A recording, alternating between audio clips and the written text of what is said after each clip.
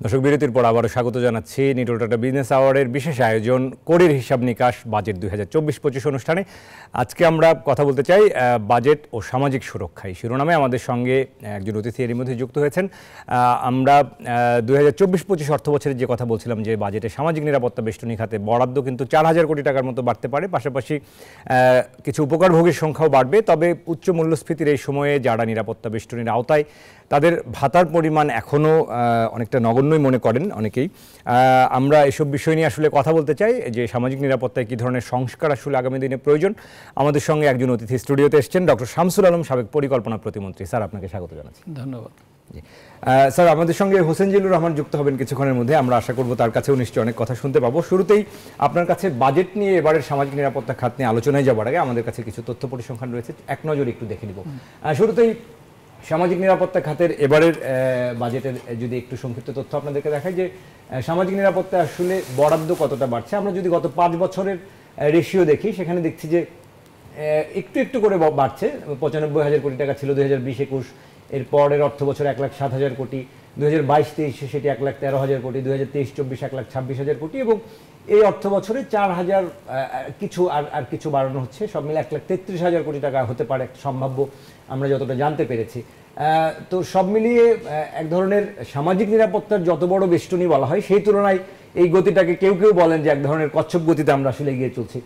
এর পরের তথ্য যদি আমরা একটু দেখি যে সামাজিক নিরাপত্তায় আমরা আসলে জিডিপির অনুপাতে এখনো পর্যন্ত এবারের বাজেটে যদি 1,33,000 কোটি টাকা হয়, সেটি 2.5%-এরও কম।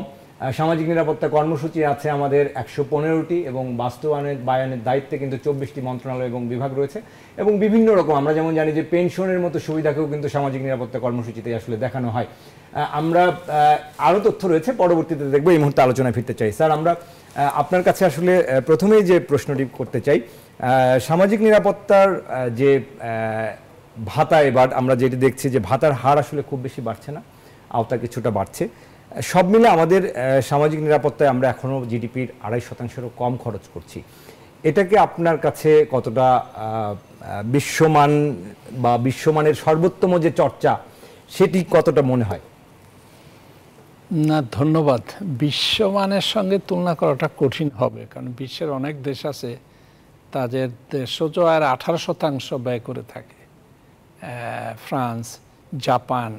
স্যার, আমরা যদি আমাদের উন্নয়নশীল দেশগুলো, আমাদের দেশে উন্নয়নশীল দেশ হিসেবে আমরা যেটা প্রক্ষেপণ করেছি অষ্টম পঞ্চবার্ষিক পরিকল্পনায়, অন্তত দেশজ আয়ের 2.5%, সেটাও পেনশন অংশটা বাদ দিয়ে। তো পেনশনটা যদি বাদ দেয় সেটা 1.34% হয়। আর এখন পেনশন সহ যেটা আপনি দেখালেন 2.5%-এর কাছাকাছি।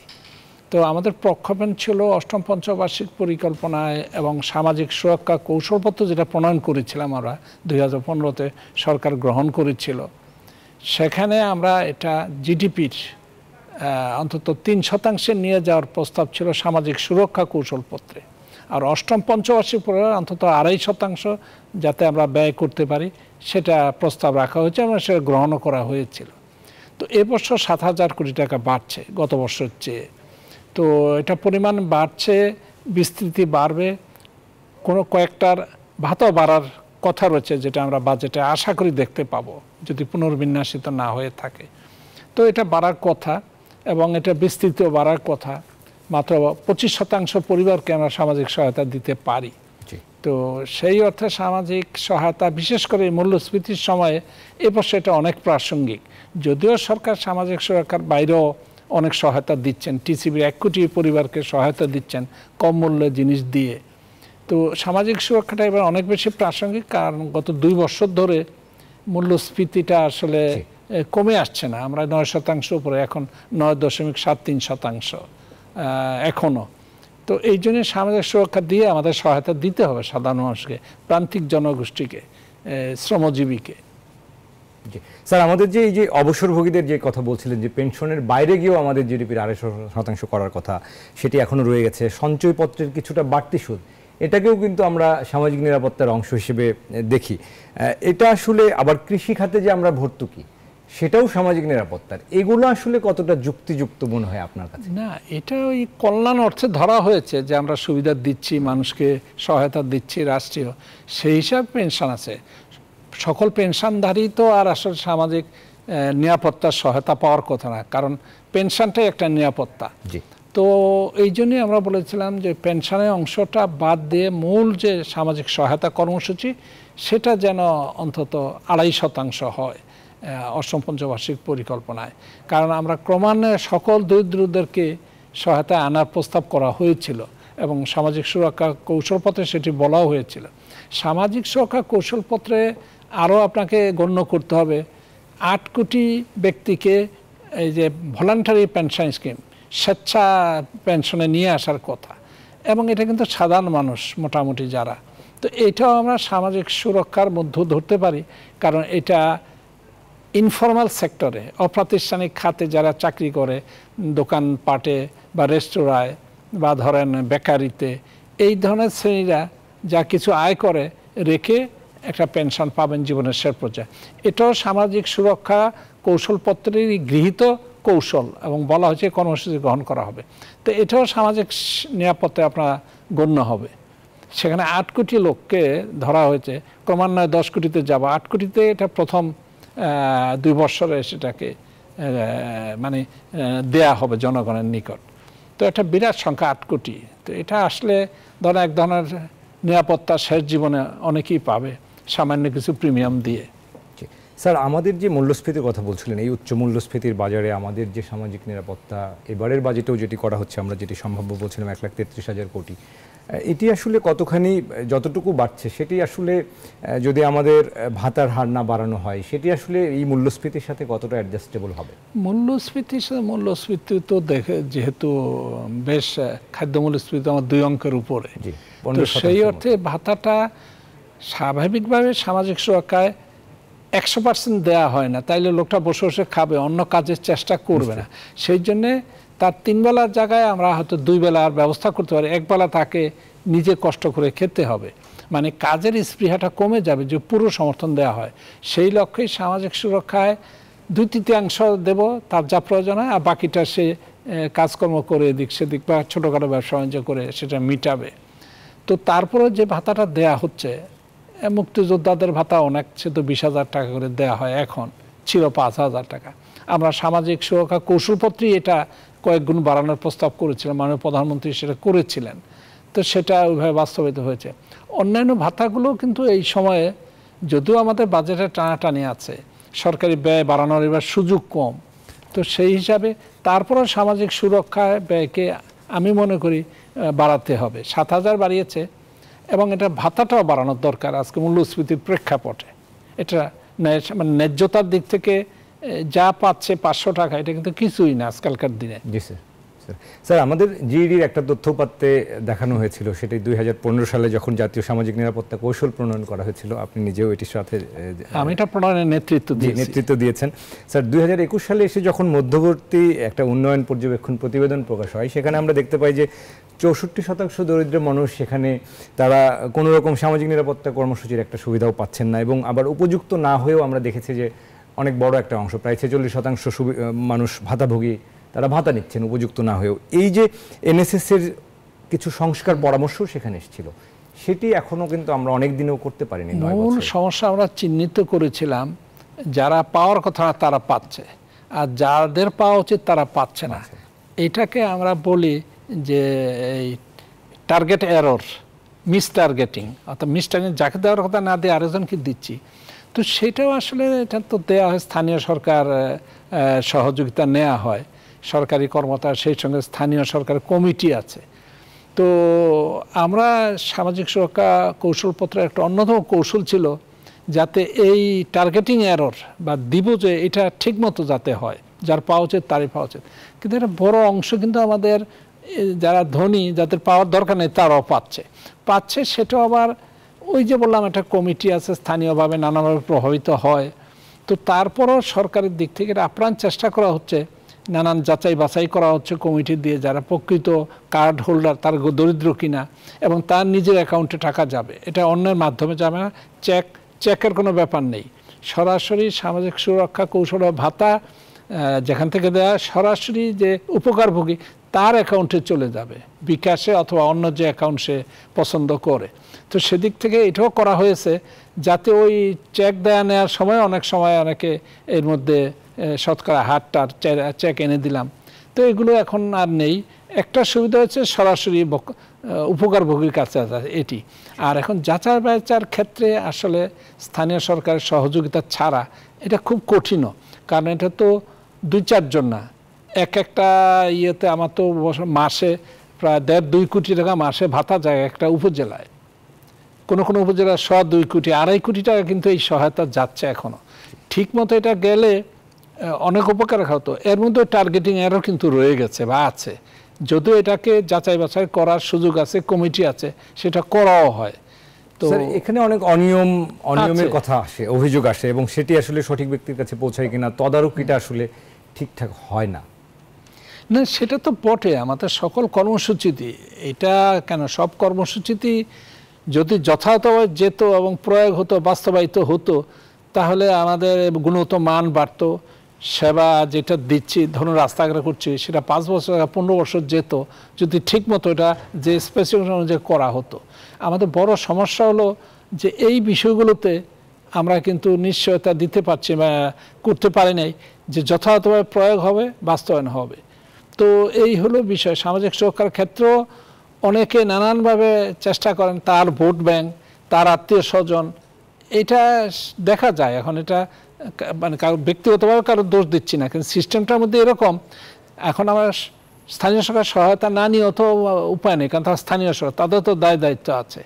তো সেক্ষেত্রে একজন কর্মকর্তার পক্ষে এই 20 জন চেয়ারম্যান বা 25 জন চেয়ারম্যান বা তার সঙ্গে যারা মেম্বার আছে সকলের এই দাবিটাকে নাকচ করে দেওয়া অত মুশকিল।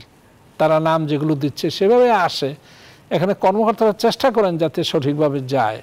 তো এখানে ওই নিচ পর্যায়ে ব্যাপক সহযোগিতা ছাড়া, যেটাকে আমরা বলি স্থানীয় সরকার বা আমাদের যারা স্থানীয় জনগণ বা স্থানীয় যেটা সিভিল সোসাইটি, শিক্ষক যাদের যে দায়িত্ব দিব বা যারা মানে ঠিকাদারি কাজগুলো করবেন কোনো পর্যায়ের, সবারই সহযোগিতা তো প্রয়োজন। আসলে এটা বড় রকমের ব্যত্যয় আমাদের আর এখনো আছে। এই সামাজিক সুরক্ষা খাতেও টার্গেটিং অনেক কমেছে আগের চেয়ে, এটা মানে নিঃসন্দেহে বলা যায়। অনেক কর্মসূচি আমরা কমিয়ে নিচ্ছি এখন টাকা দেওয়াটাকে উৎসাহিত করছে। আগে তো যেমন শিক্ষার্থীদের উপবৃত্তি যেটা দেওয়া হয়, উপবৃত্তি সরাসরি মায়ের অ্যাকাউন্টে চলে যাবে। এখানে কোনো দুর্নীতি নাই, কারণ স্কুলে এনরোলমেন্ট দিতে হচ্ছে, নামদান দিতে হচ্ছে। এই উপবৃত্তির ক্ষেত্রে মোটামুটি এগুলো কিন্তু ঠিক আছে। মোট বিষয় হলো যে দরিদ্র ভাতা, বিধবা ভাতা, বিধবা না আছেও ভাতা পেয়ে যাচ্ছে, এরকম। আমাদের একটা এনআইডির একটা বড় জটিলতা রয়ে গেছে। যখন জাতীয় পরিচয়পত্র করা হয়েছিল দেখা গেল তার বাস্তবে বয়স হয়তো 60 হয়েছে, কিন্তু এনআইডিতে সেটি কম। এটা সত্য কথা। এখন সেখানে অনেকের এই অভিযোগ, অনেক বিচ্যুতি আছে এনআইডি কার্ডের, এখনো এগুলো সংশোধন করি। এই জন্যই জাতীয় আমরা সামাজিক সুরক্ষা কৌশল জাতীয় তথ্য ব্যাংক বা জাতীয় তথ্য ভান্ডার গড়ে তুলতে হবে প্রত্যেকের, যাতে প্রত্যেকের আর্থিক অবস্থা জানা যায়, তার পরিচিতি জানা যায়, বয়স জানা যায়। তো সেটিও আর বাস্তবায়ন হয়ে ওঠেনি আসলে। এই যে জাতীয় তথ্য ভান্ডার, বিশেষ করে সামাজিক সুরক্ষা কৌশল, আজকে কোনো সমস্যা হতো না, টার্গেট এরর হতো না যদি সঠিকভাবে আমরা জাতীয় সেই তথ্য ভান্ডারটা করতে পারতাম। সে দায়িত্ব নিয়েছিল, এক পর্যায়ে সেটা থেমেও গেল। আপনার সমাজ কল্যাণ মন্ত্রণালয় থেকে এবং অন্য মন্ত্রণালয় ফিনান্সিয়াল ব্যাংকিং এন্ড ফিনান্সিয়াল থেকে নেওয়া হয়েছিল। এইটা বিবিএস এর সহায়তা করার কথা, কিন্তু সেটা এক পর্যায়ে এসে কেন থেমে গেল এটা আর বলতে পারবো না। তো এইটা হলে পরে ওই তথ্যাদি সব ক্ষেত্রেই কাজে লাগানো যেত। সে সামাজিক সুরক্ষা বলি, ভোট দেওয়ার জন্য ভোটার কার্ড বা এনআইডি বা সব ক্ষেত্রেই একটা সঠিক নির্ভুল জাতীয় তথ্য ভান্ডার গড়ে তুলতেই হবে, আজ হোক আর কাল হোক। নিশ্চয়ই স্যার। এবং সামাজিক সুরক্ষা খাতে আমরা যদি শৃঙ্খলিত করতে চাই এটাকে, সংস্কারের একটা বিষয়, উদ্যোগের কথা যেটি আপনাদের এনএসএস কার্যক্রমেও সুপারিশ করা হয়েছিল, সেই সংস্কারগুলো কিন্তু আমরা হতে দেখিনি। যেমন আপনি বলছিলেন যে পেনশনটাকে আলাদা করা, ওইটা সংস্কারের অংশই। যে ভলান্টারি পেনশন স্কিম, স্বেচ্ছা পেনশনের ব্যবস্থা করা, যারা সরকারি চাকরি তাদের বাইরে, তো এটার প্রস্তাব ছিল। এইটাও কিন্তু একটা সংস্কার কর্মসূচি যে গ্রহণ করা হলো। এটাও কিন্তু একটা সংস্কারের অংশই। এখন সংস্কারের যে বিষয়টা আমরা চাচ্ছিলাম যে এটা জীবনচক্র, সারা জীবনকে বিবেচনায় নিয়ে একজনের, সে যদি ছাত্র হয় শিক্ষাবৃত্তি পাবে, সে যদি যুবক হয়, যদি সে কর্মসংস্থান নির্দিষ্ট সময়ের জন্য না পায়, তাকে প্রশিক্ষণের ব্যবস্থা করা হবে এই সামাজিক সুরক্ষা থেকে। যখন চাকরি পেয়ে যাবে তার তো পেয়ে গেল। আর এটাকেও আমরা চাচ্ছি সকল দরিদ্রকে সামাজিক সুরক্ষা কোনো সহায়তা একটি হলেও দেওয়া। অনেকগুলো প্রোগ্রাম, যেমন 124টা আছে এখন আপনার কর্মসূচি, এইটি অনেক বেশি। এখনো আমরা চাচ্ছি না এটাকে কমিয়ে এনে বিশেষ করে স্বাস্থ্য ক্ষেত্রে দেওয়া, ওই বিশেষ করে অসহায়দের ক্ষেত্রে, দুর্দশাগ্রস্তদের ক্ষেত্রে, রোগগ্রস্তদের ক্ষেত্রে, যারা বয়োবৃদ্ধ আছে তাদের জন্য, বিধবা তাদের জন্য, এই সহায়তাগুলো শুধু তাদের জন্য নির্দিষ্ট করা। তো সেই অর্থে সংস্কারের প্রস্তাবগুলো রাখা হয়েছিল, সেগুলো 2025-এর মধ্যে পূর্ণ বাস্তবায়িত হওয়ার কথা। তো এর মধ্যে কিছু হয়েছে, যেটা ভলান্টারি পেনশন স্কিম সেটা হয়েছে, আরও যেটা আরও এটাকে আওতায় আনা, শতভাগ দরিদ্রদের, বিশেষ করে হতদরিদ্র যারা, সকলকে সামাজিক সুরক্ষা কৌশলে আওতায় আনা, কোনো না কোনো প্রোগ্রামে তাদেরকে যুক্ত করা, যাতে একটা পরিবার সহায়তা পায়। তো সেটিও আমাদের লক্ষ্য রাখতে হবে এবং করতে হবে। এটা সরকারের গৃহীত নীতি, এটা ক্যাবিনেটে অনুমোদিত, এই NSS, national social security strategy, এটাও আমরা করব। তো এখন তো এটা করার চেয়েও নানান প্রশ্ন এসে গেল, আর্থিক আমাদের কিছুটা চ্যালেঞ্জ সামনে চলে আসলো, বাজেটও এবার তো যেভাবে হওয়ার কথা পরিকল্পনা বলা ছিল সেভাবে কিন্তু হচ্ছে না, অনেক বাজেট ছোট হচ্ছে এবার। স্যার, বাজেট নিয়ে একটা প্রশ্নে আসি এবার। সামাজিক নিরাপত্তা নিয়ে আমরা দীর্ঘ আলোচনা আপনার কাছে শুনলাম। নিশ্চয়ই সামাজিক নিরাপত্তা খাতে শৃঙ্খলা প্রতিষ্ঠা করতে হলে আপনি যেমন জাতীয় তথ্য ভাণ্ডারের কথা বলছিলেন, এবং বিশেষ করে যে এই যে সংস্কার কার্যক্রম, সেটি নিশ্চয়ই প্রয়োজন, সরকারও নিশ্চয়ই ভাববেন। আমরা এবারের বাজেটটা আসলে আমার যে বৈশ্বিক পরিস্থিতি বা আমাদের দেশে যে সার্বিকভাবে মূল্যস্ফীতির চাপ, আপনারা নানাভাবেই পরামর্শ দিচ্ছিলেন যে একটা মূল লক্ষ্য হবে এবার মূল্যস্ফীতি নিয়ন্ত্রণ করা। এবারের বাজেট আসলে ফোকাসটা আমাদের কি হওয়া উচিত? একটু সংকোচনমূলক বাজেটই হওয়া উচিত মনে করছেন কিনা? সংকোচনমূলক তো বটে, বাজেট সংকোচন মানে বাজেট একটা সাধারণ বাজেট, খুব উচ্চাকাঙ্ক্ষীও নয়, এমনকি আমি বলবো মধ্য উচ্চাকাঙ্ক্ষীও নয়। কারণ এবার হলো আমাদের মূল্যস্ফীতি নিয়ন্ত্রণটাকে সর্বাধিক প্রাধান্য দিয়েছে, এবং এক্ষেত্রে সকলে ঐক্যমত আছে, অর্থনীতিবিদ, সরকার, নীতি নির্ধারক সবাই চাচ্ছেন মূল্যস্ফীতিকে মোকাবেলা করা হোক। কিভাবে হবে? তো এই ঐক্যমতের কারণেই সরকার, যেটা আমি দেখি বাজেটে, এটাকে প্রায়োরিটি দিচ্ছেন, যে কারণে সুদের হার বাড়ানো হলো। কেমন এই সুদের হার বাড়ানো হলো, বাজেট যে ধরনের বড় হওয়ার কথা, সে এবার মাত্র 4% বাজেট বাড়তেছেন। সাধারণভাবে 12 থেকে 13% বাড়ে প্রত্যেক বছর, 12-13%, এবার 4% বাড়তেছে গত বছর চেয়ে। এবং এডিপিও আমরা দেখেছি যে গত বছর যাচ্ছিল খুব এটা বাড়ছে, 2000 কোটি টাকা। তো 2000 আগে ছিল 61, এবার 63, 2,63,000 কোটি টাকা এরকম, মোটামুটি থেকে 65। তো এইটাও হলো ওই মূল্যস্ফীতির সামনে রেখে, 1, 2 হলো আমাদের মূল্যস্ফীতির জন্যে আমদানিকে নিয়ন্ত্রণ করতে হচ্ছে। কেমন অনেক যেগুলো না আনলেই চলে এমন পণ্য আনা হচ্ছে না। তো এইগুলো মূল্যস্ফীতি লক্ষ্য রেখেই করা হচ্ছে। বাট অর্থমন্ত্রী এটা ভালো কথাও বলেছেন এর মধ্যে, যে আমরা মূল্যস্ফীতি নিয়ন্ত্রণ করবো, এর সঙ্গে একেবারেই প্রবৃদ্ধির বিবেচনা রাখে আমাদের ছেড়ে দেওয়া যাবে না, কারণ তো কর্মসংস্থান জড়িত, মানুষের আয় উন্নতির সঙ্গে জড়িত, সম্পদ বাড়াতেও হবে খানিকটা হলো। 6% প্রতিদিনে 17% সম্পদ বাড়লো, তো ওইটাকে একদম মানে ভুলে যাওয়া যাবে না।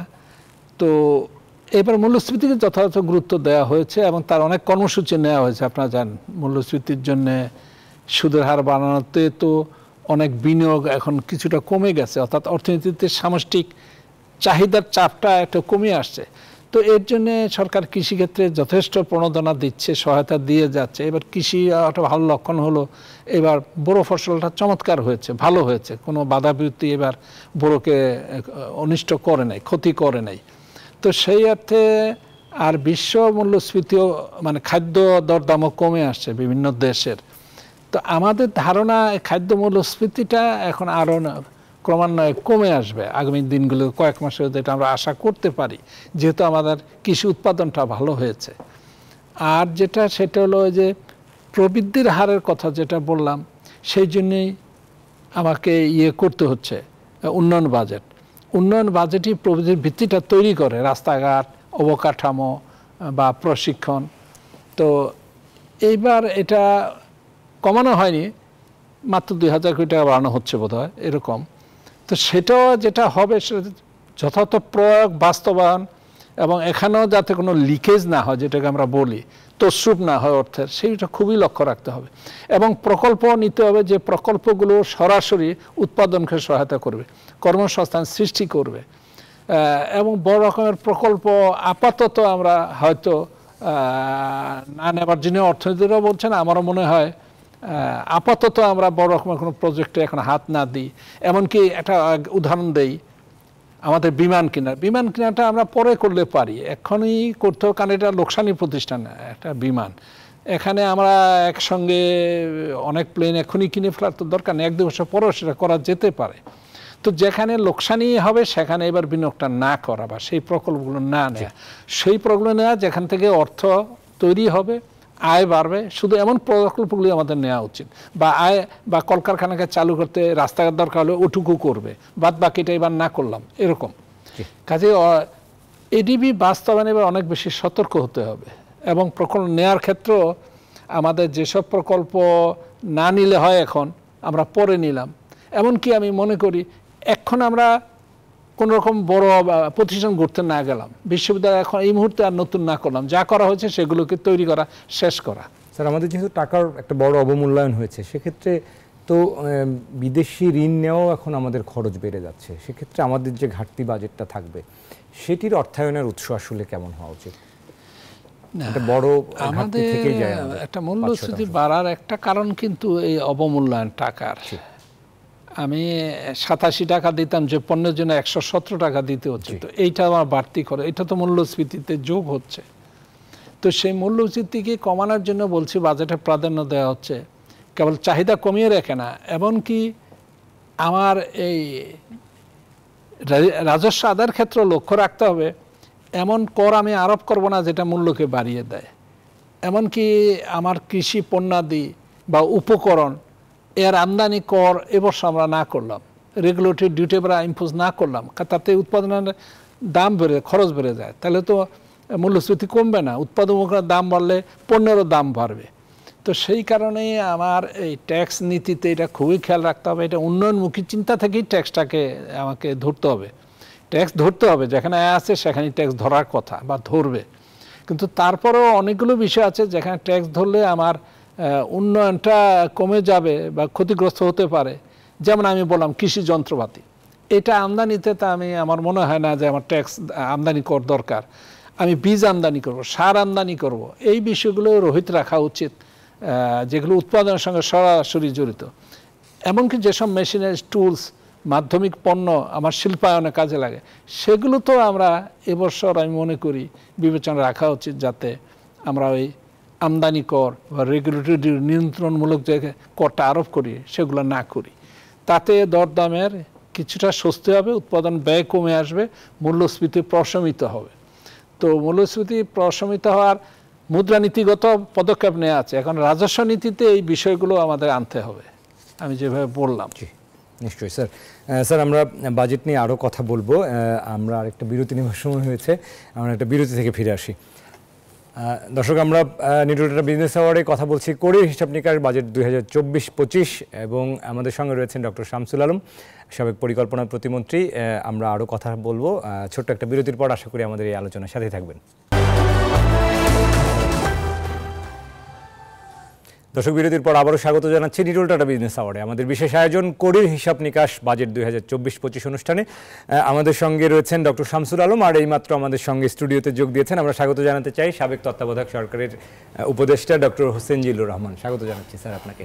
স্যার, দেরিতে হলেও আপনাকে পেয়েছি, শেষ পর্যন্ত আপনাকে দিয়েই শুরু করতে চাই। আমরা আসলে আজকে মোটা দাগে সামাজিক সুরক্ষা নিয়ে কথা বলছিলাম, বাজেটের অনেকগুলো বিষয় নিয়ে ডক্টর শামসুল আলম বলছিলেন। আমরা আসলে যেটি বলছিলাম যে সামাজিক সুরক্ষার বিষয়টি নিয়ে আপনি দীর্ঘ সময় ধরে এটি নিয়ে গবেষণা করেছেন, কাজ করেছেন। এখনও আমরা দেখতে পাই যে এনএসএস থেকে যে সংস্কার পরামর্শগুলো দেওয়া হয়েছিল সেগুলো হয়নি, স্যারও বলছিলেন। আমরা আসলে আমাদের যে সামাজিক নিরাপত্তা কর্মসূচি সেটিকে আসলে এক ধরনের সংস্কার প্রয়োজন কিনা, কেননা আমরা এখনও পেনশনকে এর মধ্যে রেখেছি, এখনও দেখা যায় যে এটির যে গতি, বাড়ার যে গতি, বাজেটে যে বরাদ্দ সেটি জিডিপির 2.5% কম। সার্বিকভাবে এটির সর্বোত্তম চর্চা আসলে আগামী দিনে আমরা কিভাবে করতে পারি স্যার? ধন্যবাদ এবং দুঃখিত দেরিতে যোগ দেওয়ার জন্য। আমি প্রথমে বলতে চাই যে সামাজিক সুরক্ষার বিষয়টা গুরুত্বপূর্ণ, আমাদের মতো দেশের জন্য এটা একটা গুরুত্বপূর্ণ বিষয়। বাজেট তো বটেই, সার্বিকভাবে সাধারণ মানুষের জীবনে একটু স্থিতি আনার বিষয়টার জন্য গুরুত্বপূর্ণ। এখানে 2015-তে ডক্টর শামসুল আলমের নেতৃত্বে যে NSSS হয়েছিল ওটা একটা ফ্রেমওয়ার্ক দিয়েছে, চলছে কিন্তু প্রোগ্রাম সেই বাংলাদেশের উষা লগ্ন থেকেই, কিন্তু ফ্রেমওয়ার্কটা 2015 থেকে আসলো। তো এখন আমি যেহেতু কম সময়ে বলাটা বিষয়, তো বলছি যে কয়েকটা বিষয় এখানে আলোচনা করা দরকার। একটা তো হচ্ছে যে আপনি বললেন না পেনশন রেখেছে, তার মানে বাজেটে এই বিষয়টা নিয়ে লুকোচুরি খেলার কোনো প্রয়োজন নাই। সামাজিক নিরাপত্তা কর্মসূচির বিষয়টা ওই প্রোগ্রামগুলোর অন্তর্ভুক্তি সেখানে হওয়া দরকার, যেটা থেকে এই বিষয়টাই উঠে আসবে বেশি করে। পেনশন মানে সরকারি কর্মকর্তাদের পেনশন, এটা এখানে রাখাটা অ্যাকচুয়ালি অ্যাকাউন্টিং একটা হয়তো একটা পাওয়া যায়, একটা আত্মতৃপ্তি পাওয়া যায়, কিন্তু আসলে আমরা তো ওটা বাদ দিয়ে, আপনি বললেন 2.5%-এর নিচে, আসলে তো 1%-এর মতোই যদি ওগুলো বাদ দিই। তো এটা একটা বিষয় যে আমাদের এই যে হিসাব পেশ করার লুকোচুরি থেকে মুক্ত হওয়া দরকার। দ্বিতীয় হচ্ছে যে আরও কিছু করণীয় যথেষ্ট জায়গা আছে, ওই যে NSSS থেকে অনেক কিছু এসছে, সেখানে আমি বলবো দুটো জায়গায় করণীয় জায়গা দুটো বলি। একটি হচ্ছে যে আপনার নগর সামাজিক নিরাপত্তা কর্মসূচি এখনো অত্যন্ত সীমিত, কারণ নগর দারিদ্র্য বেড়েছে, কিন্তু নগর দারিদ্র্য একটা বাস্তবতা। তাদের জন্য সুনির্দিষ্ট প্রোগ্রাম তৈরি করা এবং সেটার বিস্তার ঘটানো খুব প্রয়োজন। এটা একটা বড় ঘাটতি আছে এখানে। আশা করি এই বাজেটে যদি কিছু দিক নির্দেশনা পাওয়া যায়, কিছু বরাদ্দ থাকে, খুব ভালো হবে। দ্বিতীয় আরেকটা গোষ্ঠী হচ্ছে, ইনফ্যাক্ট ডক্টর শামসুল আলমকেই ধন্যবাদ দেব, উনি শুধু NSSS নয়, অষ্টম পঞ্চবার্ষিকী পরিকল্পনাতেও এই যে বেশ কিছু পিছিয়ে পড়া জনগোষ্ঠী আছে, আমরা যাদের বলি যে প্রান্তিক জনগোষ্ঠী, এই বিষয়টা অ্যাকচুয়ালি প্রথমবার অষ্টম পঞ্চম বার্ষিকী পরিকল্পনায় একটু সুনির্দিষ্টভাবে আলোচনার মধ্যে এসছে। ওই ধরনের গোষ্ঠীর এই যে সামাজিক নিরাপত্তায় যে সুযোগগুলো, এগুলো অত্যন্ত এখনও, যেমন চা শ্রমিকরা আছে, বেদে জনগোষ্ঠী আছে, জলদাস বলে জনগোষ্ঠী আছে, ঋষি সম্প্রদায় আছে, ইভেন এই যে সাঁওতাল বলি, বা আমরা যে অন্যান্য আছে যে নগরে যেমন পরিচ্ছন্ন কর্মী, যৌনকর্মী ইত্যাদি অনেকগুলো পিছিয়ে পড়া জনগোষ্ঠী আছে। তাদের সংখ্যা কিন্তু অসম্ভব বড় কিছু নয়। তাদের ব্যাপারে যদি একটু নজর দেওয়া যায়, নজর কিন্তু দিয়েছে, NSSSও দিয়েছে এবং অষ্টম পঞ্চবার্ষিকীর পরে দিয়েছে, ওইখানে বরাদ্দ একটা বাড়ানো দরকার। কিন্তু লাস্ট আরেকটা পয়েন্ট, আপনি সংস্কারের কথা বলেছেন, অত্যন্ত দুশ্চিন্তার বিষয় হচ্ছে যে যাই বরাদ্দ দেয়া হোক, এটার বাস্তবায়নে আমরা যেটা বলি যে যাদের পাওয়া উচিত তারা পাচ্ছেন না, তারা পাচ্ছে, এই যে মিসটার্গেটিং, মানে যাদের পাওয়া উচিত তারা পাচ্ছে না, এই সংখ্যা কিন্তু ঊর্ধ্বমুখী, এবং এটা নিয়ে পরিসংখ্যান আরও সুস্পষ্টভাবে তুলে আনা দরকার। এই মিসটার্গেটিং কেন হচ্ছে, সেটা হচ্ছে প্রাতিষ্ঠানিক সংস্কারের বিষয়। যারা এগুলো নিয়ে করবেন, মানে যারা বাস্তবায়ন করবেন, স্থানীয় সরকার পর্যায়ে, এবং একটা তদারকিরও বিষয় আছে কন্টিনিউয়াসলি। মিসটার্গেটিংটা খুবই একটা আশঙ্কাজনক পর্যায়ে আছে, সেটাকেও নজর দিতে হলে আপনার বাজেটের মধ্যেই কিন্তু এই তদারকির বিষয়টা কতটুকু মনোযোগ দেয়া হয়েছে, এদিকেও মনোযোগ দেওয়া উচিত। স্যার, আমরা যেহেতু সময় কম, আর সুনির্দিষ্ট করে একটু যদি জানতে চাই যে বাজেট তো আসলে এটাকে আপনার কাছে কি মনে হয়, যে এটা কি একটা গতানুগতিক কাজ, নাকি এখানে আসলে উদ্ভাবনীমূলক অনেক কিছু করার সুযোগ থাকে? বিশেষ করে আমি যদি একটু বরাদ্দের বিচার করি, আমাদের সামাজিক নিরাপত্তা এবং স্বাস্থ্যের বরাদ্দ নিয়ে সবসময় আপনারা বলেন এখন আমরা জিডিপির 1% আটকে আছি। আমাদের মনোযোগটা কি একটু ভবন, অবকাঠামো, দালান কোঠা এরকম কিনা? না, ওটা তো আছে। আমি বলছি, আপনি বলছেন গতানুগতিক কিনা। এক অর্থে আমরা যা দেখছি অনেকটা গতানুগতিক, এই অর্থে যে বরাদ্দের ব্যাপক পরিবর্তন দেখিনি, কিন্তু এবারেও দেখছি যে প্রাধান্য পেয়েছে যেগুলো আপনি বললেন, অবকাঠামো, এনার্জি ইত্যাদি, এগুলোই প্রাধান্য পেয়েছে, শিক্ষা, স্বাস্থ্য ইত্যাদি। কিন্তু এখানে আমি বলবো যে এই গতানুগতিক হওয়াটা এটা কি জরুরি কিনা, মানে এটার ঊর্ধ্বে ওঠার কি কোনো সুযোগ নাই? সেখানে আমি মনে করি যে এই মুহূর্তে জানেন এই 2024-এর বাজেট কিন্তু অত্যন্ত প্রতিকূল পরিবেশে হচ্ছে। সম্পদের সীমাবদ্ধতা একেবারে প্রচুর, মূল্যস্ফীতি রয়েছে, জি, ডলার, আমাদের রিজার্ভস ইত্যাদি সবই কিন্তু অত্যন্ত, কিন্তু এই প্রতিকূল অবস্থাতেও আপনার এই যে উদ্ভাবনী যে চিন্তা করার সুযোগ, সেগুলো কিন্তু চলে গেছে তা নয়, এগুলোর যথেষ্ট সুযোগ আছে। কিন্তু সেইখানে ওই সাহসটা কিন্তু হচ্ছে যে চেষ্টা করার সাহস, রাজনৈতিক সাহস, এবং এই যে গতানুগতিকতা হয়ে যায় যে আমরা পুরো জিনিসটাকে যদি নিছক একটা আমলাতান্ত্রিক কাজ হিসাবে দেখি। জি স্যার, অনেক ধন্যবাদ। আমরা শামসুল আলম স্যার আপনার কাছে শেষ মন্তব্য নেব, যেহেতু আমাদের সময় স্বল্পতা, শেষ পর্যায়ে রয়েছে। আপনাদের দুজনকে অনেকদিন পর একসাথে পাওয়া, আরও বেশি সময় পেলে আরও ভালো লাগতো আমাদের। স্যার, বাজেটে আসলে সার্বিকভাবে স্যার যেটি বলছিলেন, আমরা এবার আসলে একটু উদ্ভাবনী চিন্তা আসলে কি করতে পারি বা কি অভিনবত্বের জায়গা থাকতে পারে, আপনার কোনো পরামর্শ? এবার বাজেটটা যেটা বলেছেন ডক্টর হোসেন, এবার বাজেটটা কিন্তু একটি বিশেষ অবস্থায় আমরা করছেন আপনারা দেখতে পাচ্ছি বা বুঝতে পারছি। কারণ বাজেট যেটুকু বাড়ার কথা সেটা কিন্তু বাড়লো না, মাত্র 4% বৃদ্ধি। আসলে তো এটা মূল্যস্ফীতির চেয়ে অনেক কম। তো সেই অর্থে বাজেটে খুব নতুনত্ব আনা বা আউট অফ বক্স কিছু করা, আউট অফ বক্স করবো সেটা ওই প্রাধান্যের দিক থেকে, নীতিগত দিক থেকে। সেই নীতিগত দিকটা হলো আমাদের বিশেষ করে এডিপি, এটাই তো আমাদের উন্নয়নের ভিত্তি তৈরি করে। আর বাকি যেটা রেভিনিউ বা রেকারিং খরচ আমরা বলি, সেটা তো আসে নির্দিষ্ট ক্রমে। তো আমি যেটা বলবো, এডিপি বাস্তবায়নে আমাদের অনেক মনোযোগী হওয়া দরকার। এডিপি কেন আমরা 95%, 98% বাস্তবায়ন করব না, এই বিষয়টা আমাদের দেখার দরকার। এই জন্যে, কারণ আমি 82% যদি বাস্তবায়ন করে 85, তাহলে সম্পদ কিন্তু একটা অবহিত থেকে যায়। আর অবহিত থেকে যায়, হয়তো বাজেট ঘাটতি তাতে কম থাকে, কিন্তু আমার বাজেট ঘাটতির চেয়েও যেটা টার্গেট করবো বাস্তবায়ন করার, সেটি যেন আমরা করতে পারি। এবং সেখানে সতর্ক হওয়া দরকার, সেই সব প্রকল্প এই বছর নিব যেটা কর্মসংস্থান সৃষ্টি করে বা আমরা কি বলবো শিক্ষার মান বৃদ্ধিতে সহায়তা করবে, বা সেই সব প্রকল্প নিব।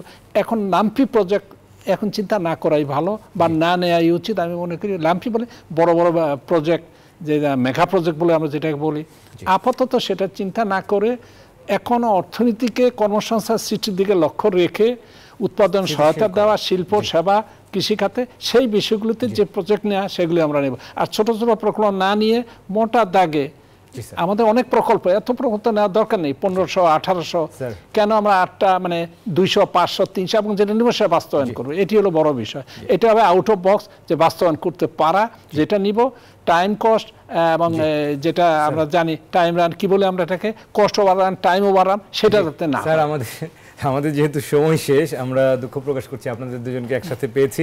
এটাও আমাদের জন্য একটা আনন্দের বিষয়, একসাথে অনেকদিন পর পাওয়া। আবারও কোনো অনুষ্ঠানে নিশ্চয়ই আপনাদেরকে পাবো, সেই প্রত্যাশা জানাই। আপনাদেরকে অনেক ধন্যবাদ জানাই স্যার।